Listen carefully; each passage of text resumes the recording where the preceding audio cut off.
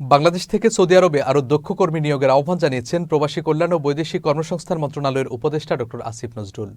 রোববার সৌদি আরবের রিয়াদে অনুষ্ঠিত ৭ম বিশ্ব পেশাগত স্বাস্থ্য এবং নিরাপত্তা সম্মেলনের ফাঁকে সৌদি আরবের মানব সম্পদ এবং সামাজিক উন্নয়ন মন্ত্রণালয়ের ভাইস মিনিস্টার ড আবদুল্লাহ বিন নাসের আবু থনাইনের সঙ্গে দ্বিপক্ষীয় এক বৈঠকে এই আহ্বান জানান তিনি। সোমবার এক সংবাদ বিজ্ঞপ্তিতে বাংলাদেশ দূতাবাস এ তথ্য জানিয়েছে।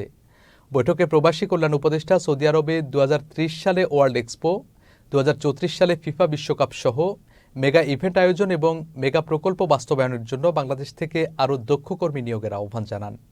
এছাড়া তিনি ওয়ার্ক ভিসা প্রদানের আগে নিয়োগকর্তার সক্ষমতা এবং কাজের সুযোগ আছে কিনা তা যাচাই করা, সৌদি আরবে আগমনের পূর্বে অনলাইনে নিয়োগ চুক্তি স্বাক্ষর, সৌদি শ্রম আইন, শ্রম সংস্কৃতি এবং অন্যান্য জরুরি বিষয় সম্পর্কে নারী ও পুরুষ কর্মীদের জন্য বিশেষ প্রশিক্ষণ কোর্স প্রণয়নের প্রস্তাব করেন।